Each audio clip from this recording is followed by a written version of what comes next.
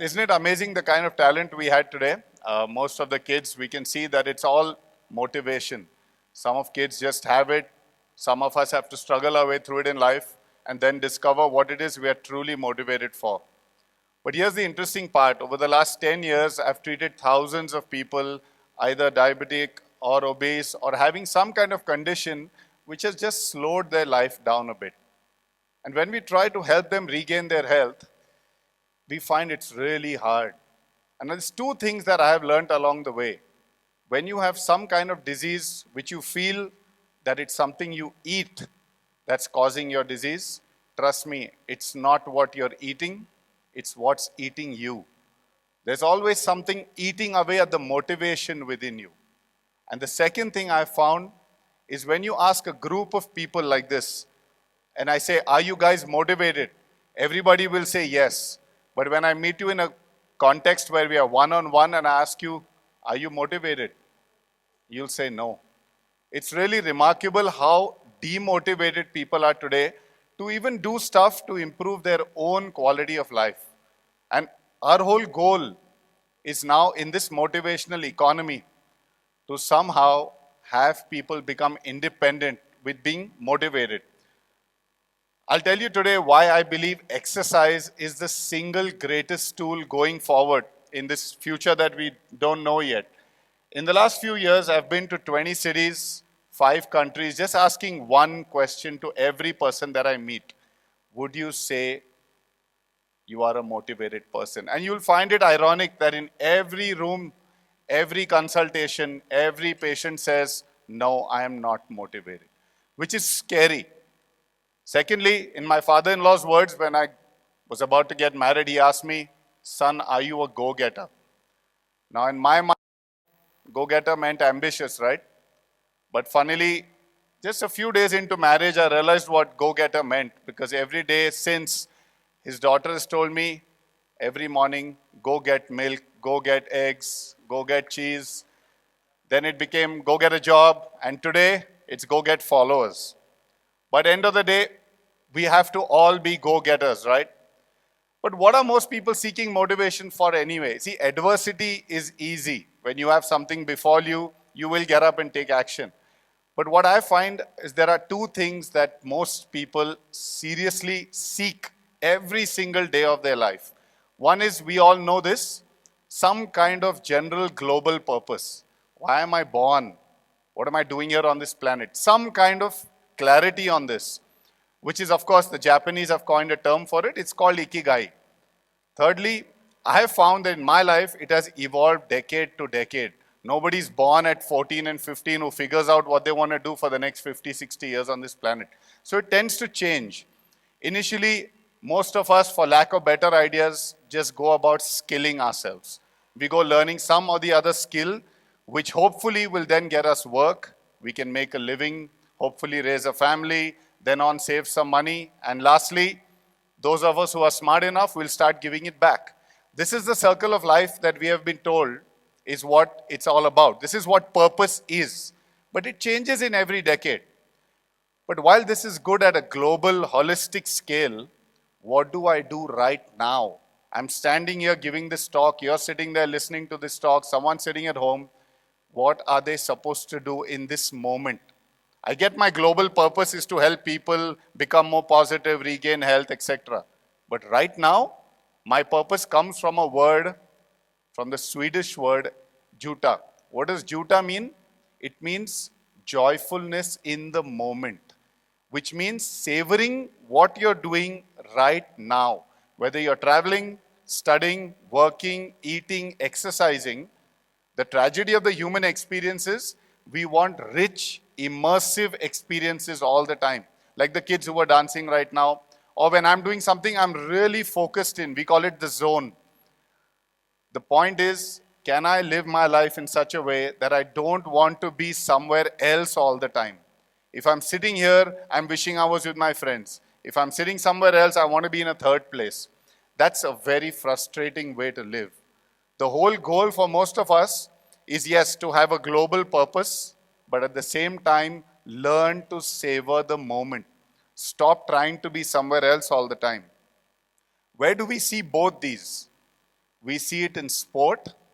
Any athlete you look at, the guy, whether he's practicing, whether he's playing a match, or whether he's just resting, they just seem motivated all the time. And I've spent a large part of my career studying athletes. In fact, during my post-graduation, I spent time with Olympians saying, how are these guys like this all the time? Are they taking something for it?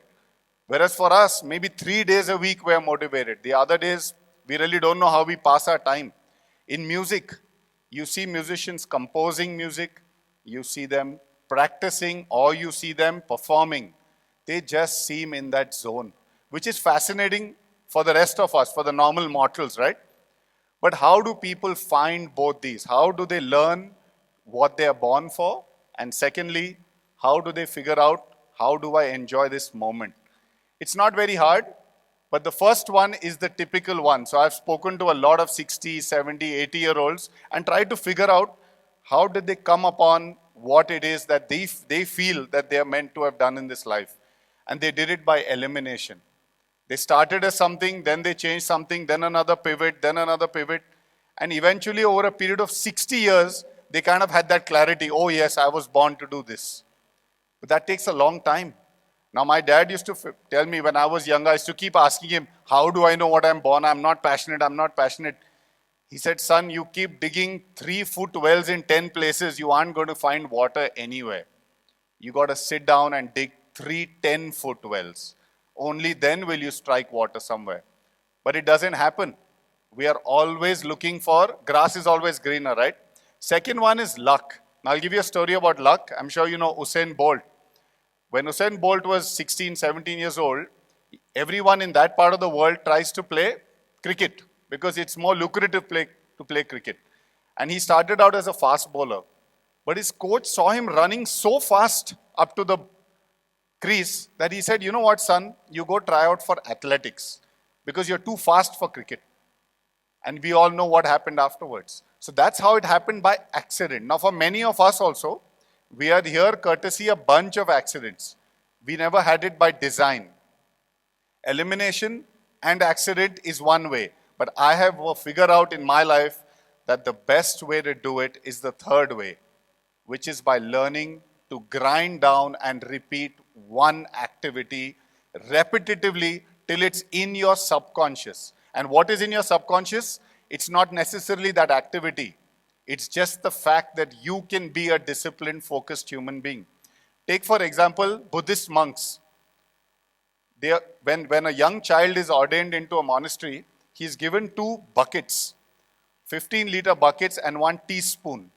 He has to transfer water from one bucket to the other, just sitting there and doing that. Now, at a global level, it looks like that thing has no purpose whatsoever because the minute he's finished transferring one, he has to transfer it back. And that's all he does for a few years. The point was never about transferring the water. The point was about narrowing the focus, removing options. And that's what happens essentially. It happened with me. When I was about 30 years old, I was very confused, very lost. In fact, my wife, I remember she told me one day, she said, I know from 3 to 4 years you're finding yourself. While you're finding yourself, can we go find some work also? So I said, but if I find work, I again won't find myself. She said, the answer you're looking for is you want to find meaningful work. You're not happy just making a living. You want to go beyond that. So let's focus on finding work. We'll eliminate our way through, but can we start focusing on something? And the first thing I did was got back to academics. That's me in Auckland, absolutely on a fool's errand. I had no idea what I was doing for a good couple of years. But once I studied all that stuff in detail, I spent a lot of time at the fitness center. I met Olympians, studied in detail on what makes great athletes great. Then on, I took all that knowledge and I entered the trails of New Zealand. For 7-8 months, I ran till my shoes wore off. Because I realized that all that knowledge, all that ideation has to be ground into my subconscious somewhere. So you'll find most runners, most swimmers, most cyclists will tell you that somewhere down the line, it starts to seep into your brain that you have to remove options. This is all interesting, isn't it? WIFM in Dubai stands for what's in it for me. So most of you are waiting, okay, this is all cool. What am I supposed to do? Here's what you're supposed to do. You make this safe assumption now that once AI comes into our lives in the next 10 years, it will start performing almost every task of ours. Almost everything from cooking to dropping you to work to performing your work, you're going to have actually nothing mundane or repetitive to do anymore. So how are you then going to find yourself if everything is taken away from you? So you will struggle to find both Ikigai as well as Enjuta. And this is especially true for the next generation because this is a normal day now. A normal day is where we are all reeled in to a myth called inspiration. See, inspiration without action is useless, but inspiration to bridge to action requires sustained motivation. It's very easy to see a reel, get excited about something, but then think about action, but it doesn't actually happen because you lack the basic motivation to go do it. Now, this is my day. I wake up in the morning, I watch 25 reels. I watch 25 in the washroom. Whether I'm doing number 1 or number 2, I'm watching reels. Third, 25 on the way to work, 50 at work, 25 on the way back, and 50 before sleeping. What is that sum total? It's 200 reels per person per day. And this is average. If I was not working the much I am, I would probably watch another 100. Now, I did a study of my reels in the last 2 weeks or so. And I found that my social media feed basically consists of inspirational posts maximum. That's 50, which is an aha type moment. Like I need to get that high, like wow. Okay, some clarity. Second is the awe, the golden retriever type of reels, where I look at the dog or I look at something and I go, oh wow, that just feels good. Oxytocin stuff. Third is of course humor, which is the epic fail variety or something or the other where someone's insulting somebody else and that kind of comedy stuff. Fourth are ads, which I just skip. So end of the day, this is my social media feeding every single day. So half of it literally is going to inspiration and motivation, and some of it is humor. I've become dependent on this. I need to break free of this. Now, break free, it happens when I understand that I'm not inspiration deficient. I am motivation deficient. The difference between these two words, you read a book, you see a reel, you travel, you meet people, you observe somebody doing something you like, that's inspiration. If you have to start doing it, creating or building a better life or a better quality of life for yourself, that requires sustained motivation. And why do I believe exercise is the best way to do it? Because this is how exercise works. When you visualize somebody doing something that you want for yourself, let's say you see someone running a marathon and you're like, wow, I can do that. That second, you have gone into a dopamine secretion, which is the same you get from sugar. But this is far healthier because you're getting triggered by that sense of future of possibility saying, okay, I can also do that, but you haven't done anything yet. You've just seen it. The second step is you actually get up, join a gym, join a running club. The first 15, 20, 30-minute run that you do or walk or hike or any physical activity beyond 10, 15 minutes, the endorphins come into your body. Your body floods with these natural painkillers. That's what endorphins are. You suddenly can't feel all the aches and pains. You can't feel your age. You're suddenly optimistic. And once this happens, this state lasts for 6 to 8 hours. But this is not enough. It also wears off. What happens after that? The serotonin comes into play. Now, serotonin is our antidepressant. It's where we feel happy, and that's where these words come from, well-being. General optimism is what it's about. In general, you're not a pessimist anymore. You're like, okay, life's good. I'm also good. Things are not so bad. You can handle insults. If someone says something to you or disagrees with you, you're like, it's okay, I can deal with it. Why? Because your serotonin levels are high. But this lasts for 4 to 6 weeks. As long as you keep working out and doing other stuff, yes, you keep building on it. But steady workouts will give you a steady dose of serotonin. And last is the oxytocin. That's the self-love. Now this in general has to last for years because the adversity of aging is coming. It's like a Mack truck which is going to hit all of us. At that point, we are going to depend on the body to help us stay positive. And you need a body which can do that, which is trained in the art of serotonin secretion and oxytocin secretion. The best way to do this is simple. How do you start? Simple. There are 4 stages of a workout. See, I must have sent close to 20,000 people to work out, and I know for a fact out of 100, only 30 people continue working out after a month. Okay? 70% drop out after the first month because they find it too hard, too monotonous. They're not willing to do the effort. But there are 4 stages to every workout and to every workout plan. The first one is, why am I here? You've gone to the gym, you started running, you're like, but why am I here? Because humans love asking existential questions for no reason at all. You're like, what am I going to get in these next 20, 30 minutes? You can't figure it, you're bored, you put on something on Netflix, and soon you're like, it's done, I'm leaving. But the truth is, the good stuff is just after this. The first 15 minutes later, you'll start counting on your watch. How much is left? How much is left? You're constantly counting down the minutes in a workout. But after this comes, now that I'm here, I might as well do it. So you'll finish it because that sense of completion adds to your serotonin in your head. You're like, okay, I'm not so bad after all, I'll finish it. And once you finish this, comes the flow stage, which is called, can I just be here?